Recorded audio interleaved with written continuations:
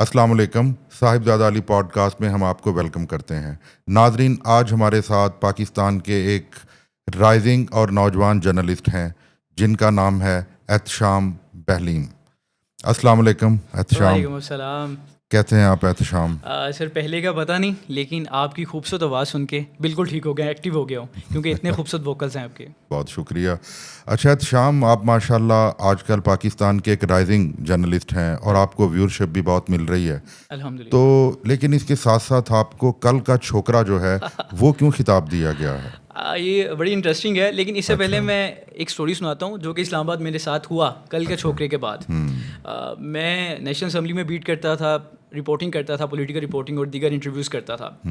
उन दिनों हमारी ये तो वीडियो वायरल थी, अलीमा खान वाली कल का छोकरा, जो कि आज भी वायरल, आजकल पिछले 2-3 दिन से मुझे बहुत सारे लोगों ने वीडियोज़ भेजी। तो मैं नेशनल असम्बली से निकला हूँ और मैंने इन ड्राइव करवाई है, जो कि मैंने ऑफिस जाना था। तो एक पठान ड्राइवर थे जो इन ड्राइव चला रहे थे, वो थोड़ी देर बाद ऐसे देखें, फिर ऐसे देखें, ऐसे देखें। तो मैं देख रहा हूँ, मैं थोड़ा सा घबराया भी यार कि क्या कर रहा है। उसने मुझे कहा कि यार तुम वो नहीं हो जिसने अलीमा खानम से फजूल बेगैरत वाला सवाल किया। मैंने कहा क्या हुआ भाई, तुम्हारी जुर्रत क्या हुई, वो खान साहब की बहन से तुमने इस तरह का सवाल किया, तुम कौन होते हो, ये वो। कहता उस इतनी देर थी, साथ ही कहता खुदा की कसम, अगर पठानों में रिज़्क़ खुदा के बाद सबसे अफजल ना होता तो तुम्हें मैं जूते भी मारता और इधर ही उतार देता। अच्छा। मैंने कहा यार ये क्या हो रहा है। यानी कि इस वक्त हमारे यहाँ पॉलिटिकल ये सूरत हाल हो चुकी है कि अगर आपको इख्तलाफ है तो आप उसको मारने तक पहुँच जाएंगे। तो मैंने कहा ठीक है। उसने भाई मुझे उतारा है, मैंने पैसे दिए, मैंने मुड़ के नहीं देखा। मैंने कहा मुझे जान अजीज़ है। तो हुआ कुछ यूँ कि मैं उन दिनों में ATC जो कि एंटी टेररिज्म कोर्ट है बिल्कुल। लाहौर में, वहाँ पे मैं बीट करता था, कोर्ट रिपोर्टिंग करता था। इलेक्शंस के बाद सबसे ज़्यादा जो चहल पहल होती थी वो कोर्ट्स में होती थी, फॉर्म 45 और फॉर्म 47 की बहस में, कभी हाई कोर्ट, कभी ATC में, क्योंकि इमरान खान साहब के केसेस चल रहे हैं, PTI के जितने भी कारकुनान हैं, लीडरशिप है, तमाम के केसेस हमें ATC में मिलते थे। तो मैं सुबह सुबह पहुँच गया, और मुझे लगता है कि रिपोर्टर का काम ही यही होता है कि आपको जहाँ जो भी पार्टी वाला मिले, आपने सवाल भाई उनको फेंक देना है। बाद में जवाब जैसा भी आए उसको आपने बर्दाश्त करना कोई है। बुरा मनाए या कोई खुश हो। बिल्कुल बिल्कुल। तो सर मैंने माइक के आगे अलीमा बाजी के मैंने कहा मैम, उन दिनों कुछ यूँ चल रहा था कि खान साहब ने कहा था कि रिगिंग के खिलाफ एक कमीशन बने, और उस कमीशन को देखे कौन? अमेरिका। अमेरिका कौन है आप बेहतर जानते हैं। अमेरिका वही है जिस पे इमरान खान ने इल्ज़ाम लगाया साइफ़र का। अमेरिका वही है जिस पे खान साहब ने कहा कि रजीम चेंज करवाने में सबसे अहम जो किरदार है वो अमेरिका का है। जिस पे इमरान खान साहब ने कहा कि हमारा जो हाइब्रिड निज़ाम है उसको अमेरिका वहाँ बैठ के कठपुतलियों की तरह चलाता है। ये सारा कुछ मैंने और आपने खान साहब से सुना था। तो मुझे लगा कि यार मौका भी है, दस्तूर भी है, तो क्यों ना अलीमा बाजी से ये सवाल हो जाए। आपने सवाल दाग दिया मैंने। तो मैंने कहा कि मैम, खान साहब ने कहा है कि अमेरिका से रिगिंग के खिलाफ कमीशन बनाए, और उस कमीशन को देखे कौन? अमेरिका। ऐसा ही है। तो बताएं वो एब्सोल्युटली नोट जिसको आपने बयानिया बना के सबके आपने जहनों में डाल दिया, वो कहाँ पे स्टैंड करता है? जहन साजी हुई। ऐसा ही है। तो ये मैंने बात की है, और उन्होंने 2 मिनट नॉन स्टॉप बोली गई हैं। कल का छोकरा, स्टूपिड, तुम्हें ये सवाल किसी ने दे के भेजा, तुम्हें पता नहीं है किसी से कैसे बात करती हैं उम्मत मुस्लिमा का बड़ा लीडर कहाँ, तुम कौन होते हो सवाल करने वाले, और कल के छोकरे। ये करने के बाद उन्होंने बंद कर दिया। मुझे समझ नहीं आ रही कि मैंने इतना बड़ा कोई सवाल नहीं किया। मैं कहता रहा हाँ, मैंने कहा बस मुझे आप तरदीद दे दीजिए, क्या ये सही हो रहे हैं, गलत हो रहा है, बाकी सब ठीक है। तो तरदीद तो नहीं मिली, लेकिन मुझे क्या खूब गालियाँ मिली। और जब वो हमने वीडियो लगाई, वो 5 लाख ट्वीट्स थी उसकी एक दिन में। और मेरे लिए जो एजाज़ की बात थी वो ये थी कि हामिद मीर समेत सब ने वो वीडियो लगाई थी। लेकिन जब मैं नेशनल असम्बली अगले दिन गया तो मतीउल्लाह जान साहब गुजर रहे थे। मैंने जब मतीउल्लाह जान से सलाम लिया, मतीउल्लाह जान ने कहा यार कमाल कर दिया तुमने। तो मेरे लिए ये बड़ा अच्छा था कि जिनको बचपन से देख रहे हैं कि यार सवाल करके अगले बंदे को कैसे गुस्सा दिलवाना है, आज वो मुझे कह रहे हैं कि भाई तुमने बहुत अच्छा किया। तो मुझे लगा कि मैं जीत गया हूँ। जितनी मर्जी मुझे गालियाँ पड़ गई, वो हार गए। नो डाउट, बेशक ये जो कल का छोकरा आपको खिताब मिला है ये आपके लिए एक पॉजिटिव कमेंट है। बल्कि जब गालियाँ पड़ी तो मुझे एक रिलेटिव ने मैसेज किया, भाई ये इतनी गंदी गालियाँ हैं, क्या ये वीडियो डिलीट नहीं हो जाएगी? मैंने कहा भाई आपने यही वीडियो देखी, बाकी देखेंगे उसमें इससे भी गंदी गालियाँ हैं। तो गालियाँ तो सहाफ़ी के लिए मुझे लगता है एक आम सी बात बन गई है। अगर वो PTI के हक में करेगा तो पटवारी उसको कहेंगे, गालियाँ देंगे, गंदी गंदी गालियाँ, कि यूथिया बन चुका है। अगर आप सर, मैं तहरीक का स्टूडेंट हूँ, چھوٹا سا ادنا سا اسٹوڈنٹ ہوں میں. وہ آپ نے ڈگلس گریسی والا سنا ہوگا سارا معاملہ کہ جب قائد اعظم نے کہا کہ کشمیر پہ مہاراجہ ہری سنگھ نے حملہ کر دیا تو آپ جا کے بچائیں کشمیریوں کو. تو کیا کہا ڈگلس گریسی, پہلا ہمارا کمانڈر ان چیف ہے, وہ کہہ رہا ہے کہ سر ہمارے پاس اتنی طاقت نہیں ہے. تو ہمارے فاؤنڈر پاکستان کے فاؤنڈر کو پہلی دفعہ جو انہوں نے جواب نہیں دیا, ایسا دیا کہ قائد اعظم لاجواب ہو گئے. آج کے تو اسٹیبلشمنٹ بہت مضبوط ہو چکی ہے, تو آج تو آپ ان کی جڑوں کو کمزور نہیں کر سکتے. اور ویسے بھی احتشام بھائی میں سمجھتا ہوں ایک فیئرلی بات کہ جو لوگ اپنے اپنے ملکوں کی اسٹیبلشمنٹ کو کمزور کرنا چاہتے ہیں بیسیکلی وہ اپنے ملک کو اس کی جڑوں کو کھوکھلا کرتے ہیں. وہ ٹھیک ہے کہ اسٹیبلشمنٹ بیسیکلی کیا ہے, ادارے ہیں جو آپ کے ملک کو بناتے ہیں پھر اس کو چلاتے ہیں. یہ پولیٹیشین آتے ہیں چلے جاتے ہیں. کئی ایسے پولیٹیشنز ہیں جو 20 سال پہلے تھے, آج کی جنریشن ان کے نام بھی نہیں جانتی, شکل بھی نہیں جانتی. بالکل سر. ایک بڑا عجیب قصہ ہے. ابھی حال ہی میں ہم عید شو کے لیے بارڈر پہ گئے تھے, تو وہاں پہ ایک بزرگ خاتون کا میسیج آیا کہ بچے لے کے آئے کہ اماں میڈیا کے لوگوں کو ملنا چاہتی ہے. تو میں ان کے پاس گیا تو اس نے کہا کہ بیٹا آپ صحافی ہیں, پنجابی میں, لیکن میں اردو میں بتا رہا ہوں. میں نے کہا جی ماں جی بولیں. تو کہنے لگی کہ میرا ایک بیٹا وہ فوج میں ہے. جب وہ فوج میں گیا تھا ہم پورا گاؤں اس کو چھوڑنے کے لیے باہر گئے, ہم نے پھولوں کی پتیاں پھینکی اس کے اوپر, ہم پورا روئے, اور پورے زندگی تمام گاؤں والے مجھ سے محبت کرتے تھے, عزت کرتے تھے, احترام کرتے تھے. اگر میں کہیں جا رہی ہوتی تھی, میرے ہاتھ میں کوئی سامان ہوتا تھا تو لوگ پکڑ لیتے تھے کہ یہ ایک فوجی کی ماں ہے. تو میری اتنی عزت ہوتی تھی. تو کہتی یہ کچھ ٹائم پہلے مجھے پتا چلا ہے کچھ صحافی کہتے ہیں کہ فوجی چور نے. تو کہتی جب سے بات ہوئی ہے گاؤں والے اس طرح عزت نہیں کرتے. مجھے کچھ گاؤں والوں نے بھی کہا کہ میڈیا کہندی نے کہ سارے فوجی چور ہو گئے نے, میرے بیٹے نے تو کوئی چوری نہیں کی. کہتی وہ تو بڑا جوان بیٹا ہے, جب وہ گیا اور اب بھی جاتا ہے تو مجھے تو نیند نہیں آتی. میں آج تک صحیح طرح سو نہیں سکی کہ شاید کون سا ایسا لمحہ ہوگا جب مجھے ایک خبر آئے گی کہ تمہارا فوجی بیٹا اس دنیا سے چلا گیا ہے. تو وہ کہتی میں آج بھی نہیں روتی. اس کے پاس کچھ چیزیں تھیں پرانی, وہ یقین مانے مجھے یہ فلمی سین لگ رہا تھا. اس نے وہ ٹرنک سا رکھا ہوا تھا, پرانا ٹرنک ہوتا تھا ہمارے ہاں بھی, جو میری دادی تھی وہ بھی اس میں چیزیں کچھ رکھتی تھی. اس کی پرانی تصویریں تھیں, چھوٹے کپڑے تھے. تو کہتی کہ یہ ساری اس کی یادیں ہیں. جانی نام تھا اس کو, رمضان تھا, جانی کہتی تھی پیار سے. یہ جانی دیاں چیزاں ہیں. تو مینوں اج بھی ڈر لگتا ہے پتہ نہیں کہڑا ٹائم ہوئے گا, پاکستان دا پرچم آئے گا تو مینوں خبر آئے گی اس دنیا تو چلا گیا ہوگا. اور یہ بات تھی اور رونے لگی. سر اس کے بالوں میں سفید چاندی تھی کہ اب یہ صورتحال ہے, اس ماں کو کون بتائے گا کہ آپ کا بیٹا چور نہیں ہے. ایسے ہی ہے. پھر یہ اسلام تو یہ ہے کہ رسول اللہ صلی اللہ علیہ وسلم کی حدیث کا مفہوم ہے کہ جو اللہ کے راستے میں اپنے ملک کی حفاظت کرنے کے لیے, اپنی سرزمین کی حفاظت کرنے کے لیے ایک رات جاگتا ہے, اس آنکھ پہ جہنم کی آگ حرام ہے. ایسا ہی ہے. تو سر یہ وہ جو فوجی ماں تھی اس کو کون بتائے گا, کون. اور ہمارے ان سیاستدانوں کو سوچنا چاہیے کہ جو لوگوں کو گمراہ کر رہے ہیں ہمارے اداروں کے خلاف, ان کو سوچنا چاہیے کہ آج ہم جو بڑے سکون سے اپنے گھروں میں سوتے ہیں, فریلی ہم اپنی سڑکوں پہ گھومتے ہیں, یہ وہ سارا, تو یہ انہی فوجیوں کو سلام ہے کہ جن کی بدولت ہم آزادی سے گھومتے ہیں اور اپنے تمام کاموں کو انجام دے رہے ہیں. سر آپریشن بنیاد المرصوص لے لیجیے. بالکل بالکل. کیسا آپریشن تھا. میں تو پوری رات, میں تو پچھلے 2 دن سے کوریج کر رہا تھا. تو جب یہ آپریشن ہو رہا تھا, جب وہ خبر آئی کہ سفید پرچم لہرا دیا گیا, اور میرے ایک دوست ہیں وہ کیپٹن ہیں, انہوں نے مجھے بتایا کہ ہم نے انڈیا کے بہت سارا حصہ حاصل کیا ہے اس آپریشن میں, جو کہ ابھی باقاعدہ طور پہ ریویل نہیں کیا گیا. ہم نے انڈیا کا کشمیر کا کچھ حصہ حاصل کر لیا ہے اس آپریشن کے بعد. وہ سفید پرچم ایسے نہیں لہرایا جاتا.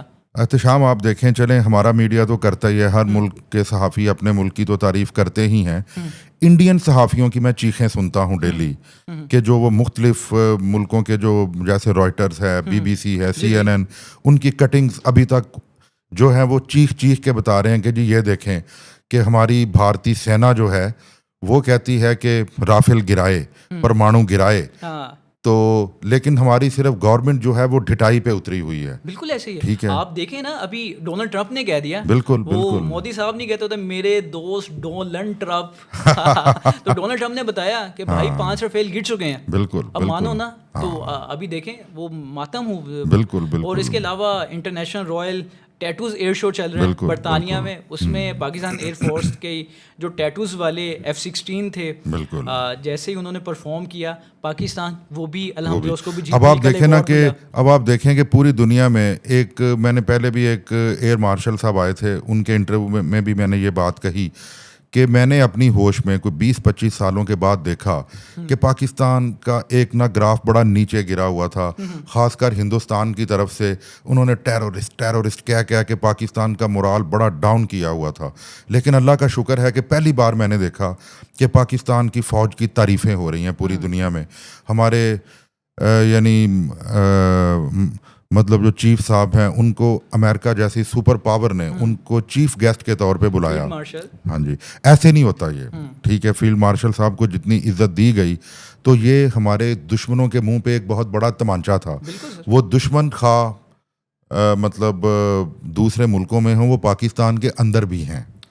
میں ان کا بھی ذکر کروں گا، لیکن اس سے پہلے آذربائیجان کا کردار، جب ہم یہ جنگ جیتے ہیں آذربائیجان میں پاکستان کے پرچم لہرائے گئے، بالکل، ترکی میں بڑی خوشیاں منائی گئی، اور میرے ایک دوست ہیں وہ سعودی عرب میں رہتے ہیں، انہوں نے مجھے بتایا کہ ہمارے جو عربی دوست ہیں انہوں نے کہا ہے کہ جو 56 ممالک ہیں اسلامک، اگر آج ہمیں فخر ہے ایٹمی طاقت ہونے پہ، وہ پاکستان وہ پہ پاکستان ہے۔ ایکچولی یہ جنگ پاکستان نہیں جیتا، یہ مسلم امہ کی فتح ہے۔ بالکل سر، تو اس اور یہ ہمارا سر فخر سے اونچا کس نے کیا؟ ہماری آرمی نے۔ تو خدا را اپنی پالیٹکس میں ادارے کو مت گھسیٹیے، گندی پولیٹکس میں اس کو مت گھسیٹیے۔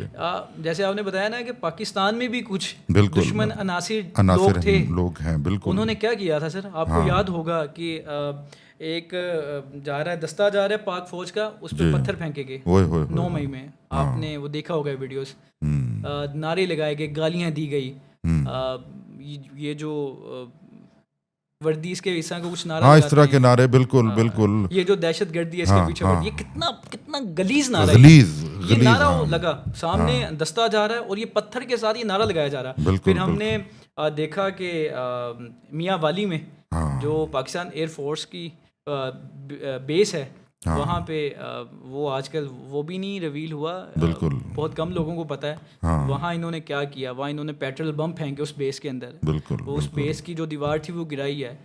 یہ دشمن عناصر ایسے انہوں نے کسی کو نہیں چھوڑا، G H Q Rawalpindi کے باہر انہوں نے پروٹیسٹ کیا، خان صاحب نے تو خود کہا تھا میں نے جی ایچ کیو باہر جانے کا کہا تھا انہیں، جی ایچ کیو ہو، جناح ہاؤس ہو، پاک افواج کے دستے ہوں، پتھر پھینکتے ہیں، نعرے لگاتے ہیں، پھر میاں والی ایئر بیس ہو، یعنی جہاں انڈیا ہمارا دشمن ہے اور یہ ملک کے غدار ہیں، یہ ملک کے غدار ہیں، ان پر آرٹیکل 6 لگ کے ان کو بین کرنا چاہیے۔ وہ ایسا دشمن ہے جو نظر آ رہا ہے کہ جو للکار کے وار کرتا ہے، یہ وہ دشمن ہے جو دوستی کے لبادے میں چھپے ہوئے ہیں۔ بالکل۔ اچھا احتشام، میں نے چند دن پہلے آپ کا ایک انٹرویو دیکھا کہ آپ نے ایک جرنلسٹ جو بڑے سینئر جرنلسٹ ہیں، سلیم بخاری صاحب، آپ نے ان کا انٹرویو کیا تو میں حیران ہوا کہ جو انہوں نے انکشافات کیے، حالانکہ میں خوش تو نہیں ہوا کہ انہوں نے بڑے بڑے صحافیوں کو رگڑ دیا، حامد میر، نجم سیٹھی وغیرہ وغیرہ، کہ شراب کی بوتلیں اور پتہ نہیں کیا کچھ، اس کے بارے میں کچھ بتائیے، یہ کیا ہوا تھا؟ سر سلیم بخاری صاحب ہمارے بڑے ہیں، بزرگ ہیں، لیکن جب انہوں نے بتایا نا کہ ایمبیسی کی طرف سے عیدی جو دی جاتی تھی صحافیوں کو، وہ شراب کی بوتلیں دی جاتی تھی، تو میں وقتی طور پہ سوچنے پر مجبور ہو گیا کہ یار یہ صحافی شراب کی بوتلوں پہ چلتے ہیں۔ ہم نے یہ سنا تھا کہ شباب اور شراب کے بغیر یہ فیلڈ نہیں چلتی، لیکن مجھے لگتا تھا یہ صرف اور صرف چہم گوئیوں اور قیاس رائیوں پر محیط ہے، مبنی ہے، اس کے علاوہ کچھ بھی نہیں ہے۔ لیکن جب مجھے انہوں نے کہا کہ شراب کی بوتلیں دی جاتی ہیں تو میں نے کہا سر کیا آپ کو بھی ملتی تھی؟ تو انہوں نے کہا کہ نہیں، ایک دوست نے کہا کہ سلیم بخاری نے تسی شراب نہیں پیچ دے، تو انہوں نے کہا کہ سلیم بخاری شراب نہیں پیتے، شراب نہیں پینے کا مطلب کہ وہ لفافہ نہیں لیتے، ان کے بقول یہ تھا، تو سلیم بخاری نہیں پیتے اس کا مطلب باقی اسلام آباد کے صحافی پیتے ہیں، اور تمام ممالک کی ایمبیسی شراب کے تحائف بھیجتے ہیں، اس کا مطلب کہ اسلام آباد میں رہنے والے تمام صحافیوں کے لیے ایمبیسی کی طرف سے شراب فری ہے۔ یہ بھی تو ہو سکتا ہے کہ انہوں نے ویسے ہی بھیجی ہو، لیکن جیسے میں آپ کو سگریٹ کا ایک پیکٹ دیتا ہوں، بے شک آپ نہیں پیتے، یہ بھی تو ہو سکتا ہے نا؟ نہیں سر، میں نہیں پیتا تو آپ مجھے ایک دفعہ بھیجیں گے، دوسری دفعہ نہیں بھیجیں گے، آپ مجھے کوئی ایسی چیز بھیجیں گے جو میں پسند کرتا ہوں، اگر آپ مجھے دوسری دفعہ بھی سگریٹ بھیجیں گے تو آپ کو پتا ہوگا کہ میں ضائع کر رہا ہوں، ٹھیک ہے؟ اگر ہم ویسی بار بار بھیج رہی ہیں، ہر عید پہ شراب بھیج رہی ہیں، انہیں بھی پتا ہوگا کہ یہ ضائع نہیں ہو رہی، کہیں نہ کہیں کام تو آ رہی ہیں، اور اس کے علاوہ وہ صرف عید کے موقع پہ نہیں بھیجتے ہیں. انہوں نے کہا وہ خوشی کے موقع پہ بھیجتے ہیں. پتہ نہیں ایمبیسی ویسے مجھے کب بڑا خوش کرتے ہوں گے, کب ان کو شراب کی بوتلیں جاتی ہوں گی. مجھے پرسنلی بہت دکھ ہوا تھا, کیونکہ پھر بھی صحافی بڑے بڑے نام ہوتے ہیں, لوگوں کے مینٹور ہوتے ہیں, ان کے بارے میں جب لوگ ایسی باتیں سنیں گے تو ان کا امیج لوگوں کے پاس کیا جائے گا. اور سب سے عام بات ہے یہ صحافی کو کہنا نہیں چاہیے تھا. ہاں, لیکن ہم بھی بدقسمتی کے ساتھ میں بھی ویورشپ کا بھوکا ہوں. اگر مجھے ایسی چیز مل رہی ہے میں کٹ نہیں کروں گا, میں لگا دوں گا, کیونکہ اس وقت جو صحافت ہو رہی ہے ویورشپ کی صحافت ہو رہی ہے. میں معذرت کے ساتھ کہہ رہا ہوں, اس میں بھی شامل ہوں اور آپ بھی شامل ہیں.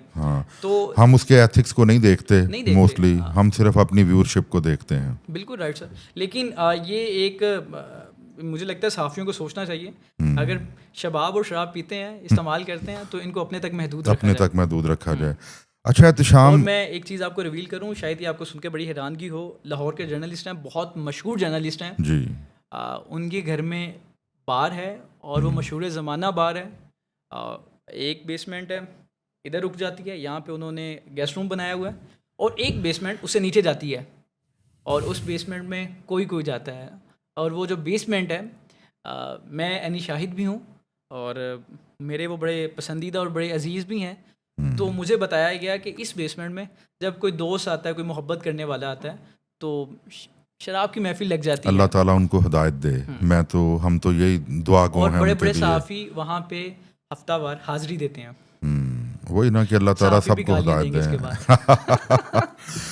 پاکستان میں پچھلے دنوں میں چیمپئن ٹرافی ہوئی کہ قذافی اسٹیڈیم کو یعنی کہ ری بلڈ کیا گیا, اور آپ نے وہاں پہ رپورٹنگ کی, اور قدرتی آسٹریلیا اور افغانستان کے میچ میں بڑی ہیوی رین ہوئی کہ اس بارش سے لوگوں کو بھاگنا پڑا, اور آپ وہیں پہ کھڑے تھے, آپ نے رپورٹنگ کی, بڑی دھواں دھار سی.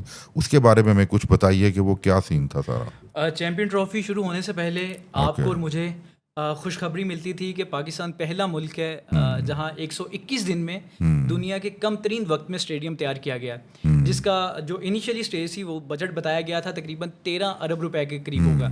لیکن at the end of the day ہم نے دیکھا کہ 1500 ارب تک بجٹ چلا گیا تھا. 1326 ارب شروع بتایا گیا تھا اور اینڈ تک وہ 1500 ارب تک چلا گیا تھا, اور 121 دن کے اندر یہ اسٹیڈیم تیار ہو چکا تھا, جو کہ دنیا میں کم ترین عرصے میں بنانے والا اسٹیڈیم تھا. صرف آسٹریلیا ورسز افغانستان کا میچ چل رہا تھا, اور پہلی تو یہ ہوا مس ہیپ کہ اوپر کچھ لگا نہیں ہوتا, شیڈ نہیں بنے ہوئے تھے. بارش ہو تو جو آڈینس ہے, میچ دیکھنے والے لوگ ہیں, ان تک بارش نہ پہنچے, وہ بالکل ٹھیک طرح بیٹھ رہے, انجوائے کرتے رہیں. لیکن اسٹیڈیم میں وہ کچھ نہیں لگا ہوا تھا. کہا گیا تھا کہ بعد میں کوئی فائبر کی کچھ چھتیں لگ جائیں گی, جو کہ آج تک نہیں لگ سکی. کہا گیا تھا PSL سے پہلے چھتیں لگ جائیں گی, لیکن PSL سے پہلے بھی وہ چھتیں نہیں لگی, ابھی بھی نہیں لگی. ابھی بھی آپ چلے جائیں گے قذافی اسٹیڈیم میں نہیں لگی. اور یہ جو اسٹیڈیم ہے یہ بنایا ہے محسن نقوی صاحب نے, جو کہ اس وقت پاکستان کرکٹ بورڈ کے چیئرمین ہیں. تو ہوا کچھ یوں کہ جیسے ہی میچ سٹارٹ ہوا, افغانستان نے بیٹنگ کر لی تھی, آسٹریلیا سیکنڈ اننگ میں کھیل رہا تھا, اور بارش سٹارٹ ہو جاتی ہے. بارش جیسے ہی سٹارٹ ہوتی ہے, سارے لوگ بھاگ کے سیڑھیوں کے نیچے جانے شروع ہو جاتے ہیں, اور پانی سیڑھیوں کے نیچے پتہ کیا تھا؟ آپ کہاں رہتے ہیں؟ لاہور میں, اقبال ٹاؤن میں رہتے ہیں. اگر آپ اندرون کی طرف جائیں تو آپ کو بہت ساری گلیوں میں بارشوں کے دنوں میں لگے گا گھٹنوں سے اوپر تک پانی ہوتا ہے, ایسا ہی ہے, اور آپ پسند نہیں کریں گے ان دنوں میں وہاں جانا. تو اس بارش کے دوران تقریباً پہلے 15 سے 20 منٹ میں اتنا پانی ہو چکا تھا کہ گھٹنوں سے اوپر تک پانی آ گیا تھا. اس میں آسٹریلین کچھ لوگ بھی تھے جو میچ دیکھنے کے لیے آئے ہوئے تھے, اور اس میں افغانی بھی تھے جو میچ دیکھنے کے لیے اپنے اپنے ممالک سے آئے ہوئے تھے. ان کا پہلا ایکسپیرینس ہے میچ دیکھنے کا. ہمارا پہلا ٹورنامنٹ ہے جس کو ہم ہوسٹ کر رہے ہیں. آنے والے وقتوں میں پوری دنیا سے ٹیمیں آئیں گی, پوری دنیا سے جتنے بھی دیگر ٹورنامنٹس ہوں گے وہ پاکستان میں ہوں گے. پہلا ایکسپیرینس نا, پہلا ہوسٹ کر رہے ہیں. تو ہم نے دیکھا کہ آسٹریلین جو لوگ تھے وہ تشویش کا اظہار کر رہے تھے, بھائی یہ کیا ہو رہا ہے, یہ پانی کہاں سے آ رہا ہے, گھٹنوں تک پانی. ان کا ایکسپیرینس نہیں تھا, اور افغانی اپنی زبان میں پشتوں میں باتیں کر رہے تھے. اسی دوران میں اور میرے ایک دوست ہے واش روم کرنے جاتے ہیں, اور ہم واش روم جب میں جاتا ہوں ادھر تو چھتوں سے پانی گر رہا ہوتا ہے. دیکھا یار یہ کیا ہے, گھروں میں پرانے گھروں میں بعض اوقات ہوتا ہے کہ چھتوں سے پانی گرتا ہے, اور وہ بھی کوئی 50 سال پرانے گھر میں. نئے گھر میں ایسا سوچ ہی نہیں سکتے.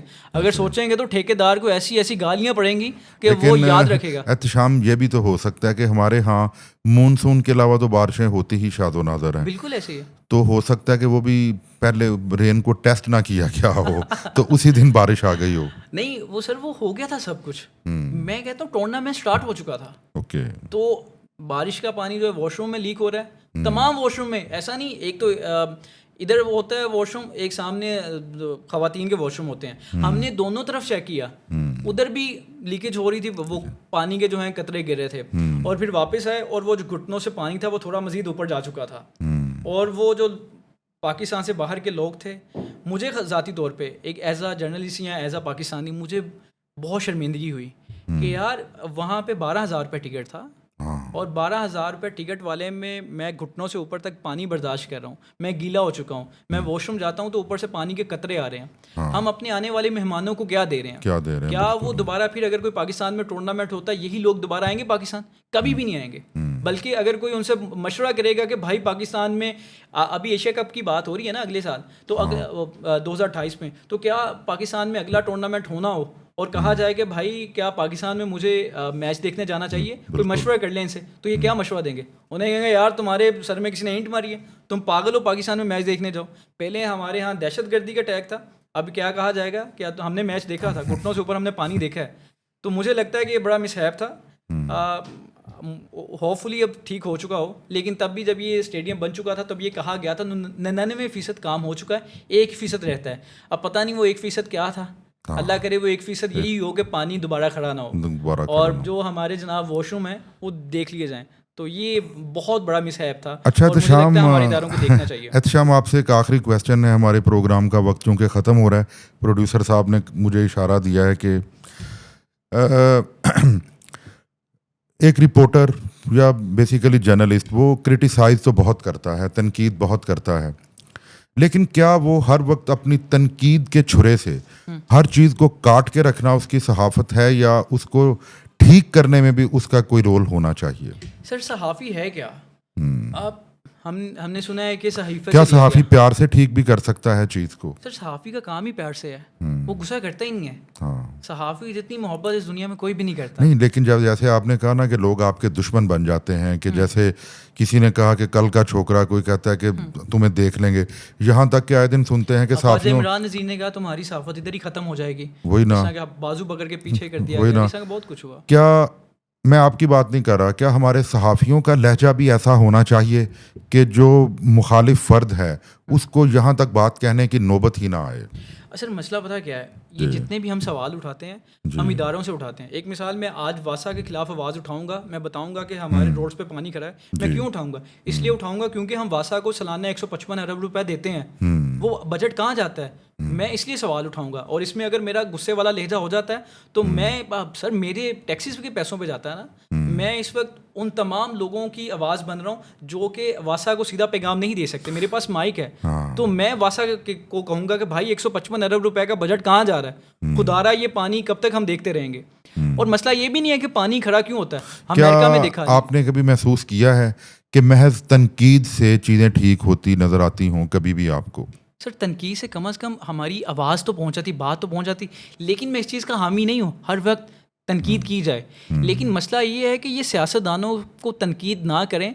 तो हमने बहुत सारे सहाफ़ियों को देखा है जिनको लफाफे जाते थे और तनकीद क्या, वो तनकीद के बारे में सोचते भी नहीं थे। तो आज अगर कोई तनकीद कर रहा है वो इस कौम को बेहतरी के लिए तनकीद कर रहा है। अगर आज हम सवाल करें, क्या एक छोटे से शहर में रहने वाला बंदा वो मिनिस्टर से सवाल कर सकता है? नहीं कर सकता, वो सिर्फ सोच सकता है। हम उसकी ज़बान बन रहे हैं, वो जो सोच रहा है एक छोटे शहर में बैठ के हम हमारे तक उनकी रसाई है, हम वही सवाल कर देते हैं, हम अपना सवाल नहीं करते। कभी भी सहाफ़ी का अपना सवाल नहीं होता। सहाफ़ी जो देख रहा होता है, जो सुन रहा होता है, जो एनालाइज कर रहा होता है, वो वही सवाल कर देता है कि भाई ये कौम कह रही है, आप बताएं कि इसमें क्या बेहतरी हो सकती है। तो सब कुछ ये होता है। जैसे कि मैं अभी हाल ही में जब पेट्रोल महंगा हुआ है, पिछले 1 महीने में तकरीबन कोई 30 रुपए के करीब महंगा हो गया। इस गवर्नमेंट से पूछे ना कि भाई आप कहते थे वज़ीर आज़म चोर, आज कौन चोर है, बताएं ना।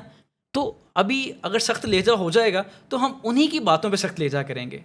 ज़ाहिर है, मतलब सहाफ़त और पॉलिटिक्स नो डाउट साथ साथ चलती भी हैं, लेकिन आपको पता है कि पेट्रोल और दीगर चीज़ें हमारे मुल्क की अपनी प्रोडक्शन नहीं है। लेकिन सर आलमी मंडी में पैसे भी नहीं, कीमतें भी नहीं बढ़ रही ना। اگر عالمی منڈی میں قیمتیں بڑھیں تو میں کہہ سکتا ہوں کہ بھائی ٹھیک ہے مہنگا ہو رہا ہے. نہیں عالمی منڈی میں ویسے پیٹرول کی قیمت بڑی تو ہے, 3 مہینے سے نہیں بڑھی, یہی تو مسئلہ ہے. اگر 3 مہینے سے قیمتیں بڑھتی تو پھر ہم بھی کہتے کہ بھائی بڑھنی چاہیے. جب آپ نے ہرمز بند ہونے والا تھا ایران میں, وہ بند نہیں ہوا. ہمارا تو زیادہ تر تیل جو ہے وہ ترسیلات وہ ایران سے ہو رہی ہیں, ہم نے وہ تیل بند نہیں ہوا, سب کچھ اسی طرح چلتا رہا. 2020 میں ہوا تھا, آپ نے ہرمز ایک دن کے لیے بند, پوری دنیا میں 15% پیٹرول کی قیمتیں بڑھ گئی تھیں. اس کے بعد اس طرح عالمی منڈی میں 2-4 روپے کا اضافہ ہوا ہے, لیکن یہاں 100 روپے کا اضافہ 1-2 سال میں ہو جانا, یہ تو سمجھ سے بالا تر ہے نا. وہ ٹھیک ہے, لیکن جب کبھی پیٹرول کی قیمت کم ہوتی ہے, ہوتی بھی ہیں, تب ہم کریڈٹ کیوں نہیں دیتے؟ سر دیتے ہیں کریڈٹ, لیکن آپ ایک سال میں 100 روپے کے قریب بڑھا کے, آپ 8 روپے 7 روپے سستا کر کے آپ جو وہ دیسی گھی کی چوڑی کا ایک لقمہ ہمیں کھلا کے خوش ہو جاتے ہیں, اور ادھر سے بجلی کے بل میں اتنی قیمت بڑھا دیتے ہیں, تو ہمیں کس چیز کا ثواب ہے؟ ابھی آپ نے بجلی سستی کر دی ہے اور پیٹرول مہنگا کر دیا ہے. آپ تو اتنے ڈپلومیٹک ہیں کہ آپ ہمیں سمجھتے ہیں کہ یہ جو عوام ہے یہ کوئی پاگل ہے, ہم جیسا کہیں گے ویسا ہو جائے گا. ایسا تو نہیں ہوگا. نہیں ایکچولی احتشام کیا, خیر یہ پالیسی میکر جو ہیں یہ ان کی باتیں ہیں, میں تو ان میں نہیں الجھنا چاہتا. تو ہمارے پروگرام کا وقت ختم بھی ہو رہا ہے. ایک بالکل آخری سے بھی ایک چھوٹا سا کویسچن کہ آج کل کے جو نوجوان ہیں, بچے یونیورسٹیوں سے فارغ التحصیل ہوتے ہیں, آپ چونکہ بیسیکلی ایک رپورٹر ہیں, رپورٹر سے آپ ماشاءاللہ اینکر بنے ہیں, تو جیسا کہ آپ نے خود اپنی لائف کے واقعات بتائے کہ ایک رپورٹر کو ہر وقت جو ہے مختلف تھریٹس رہتے ہیں, یہاں تک کہ جانوں کے خطرے ہوتے ہیں, لیکن اس کے باوجود بہت سے نوجوان ہیں جو کہ اس فیلڈ میں آنا چاہتے ہیں. آپ نوجوانوں کے لیے کیا پیغام ہے آپ کے پاس جو اس فیلڈ میں آنا چاہتے ہیں؟ مجھے لگتا ہے ایک خوبصورت شعر ہے, جو سچ کہوں زباں کٹے, جو چپ رہوں تو جرم ہے, ستم کے اس دیار میں خطیب کشمکش میں ہے. وہ یہ سوچ کے آئیں کہ ہم یہ فیلڈ جیسے ہی جوائن کریں گے ہم ایک لمبی کشمکش میں چلے جائیں گے, کیا بولنا ہے, کیسے کرنا ہے, کب کرنا ہے, کیا کرنا ہے. تو یہ کشمکش کا نہیں صرف ون لائنر کہ ان کا رویہ کیا ہونا چاہیے. سر مجھے لگتا ہے کہ تحقیق اچھی ہوگی تو وہ بہترین چل پائیں گے. تو اپنی تحقیق اچھی رکھی جائے اور پڑھا جائے, بس یہی ہے. ناظرین یہ تھے ہمارے آج کے نوجوان جرنلسٹ احتشام بہلیم. ہماری دعا ہے کہ یہ اسی طرح ترقی کی منازل جو ہیں اس کو طے کرتے رہیں اور لوگوں کو جو ہے وہ سچ آئے دن ریویل کرتے رہیں. ہم اپنے نیکسٹ پوڈ کاسٹ میں کسی نئے مہمان کے ساتھ حاضر ہوں گے. تب تک کے لیے ہمیں اجازت دیں اور ہمارا چینل جو ہے اس کو سبسکرائب کرنا مت بھولیے گا. تھینک یو, اللہ حافظ. السلام علیکم, میں احتشام اللہ بہلیم ہوں اور آپ مجھے پبلک پوڈ کاسٹ پہ دیکھتے رہتے ہیں. آج میں جس سیٹ پہ موجود ہوں یہ میرا بڑا پسندیدہ سیٹ ہے, کیونکہ جو اس کے ہوسٹ ہیں ان کی کیا خوبصورت ووکلز ہیں, کیا خوبصورت آواز ہے. پاکستان میں اگر کوئی پوڈ کاسٹ سننا پسند کرتا ہے 1.5x پہ اچھی پوڈ کاسٹ, تو مجھے لگتا ہے جو پہلا بندہ ذہن میں آتا ہے وہ صاحبزادہ علی ہیں, کیونکہ ان کی اتنی خوبصورت ووکلز ہے, دل کرتا ہے سنتے رہو سنتے رہو. میں بھی کوشش کرتا ہوں کہ جب میرا دل کرتا ہے کوئی پوڈ کاسٹ سننے کا تو میں ایئر بڈس پہ ان کی پوڈ کاسٹ لگا کے رات کو سو جاتا ہوں اور صبح ہی پتہ چلتا ہے وہ کب ختم ہوئی تھی. اگر آپ بھی اچھی آواز سننا چاہتے ہیں, اچھی آواز کو پسند کرتے ہیں, تو پھر بس یہ چینل اب تک آپ کو سبسکرائب کر لینا چاہیے تھا. اگر نہیں کیا تو کوئی مسئلہ نہیں ہے, ابھی کر لیجئے اور اپنے تمام دوستوں کو شیئر کیجئے گا. صاحبزادہ علی.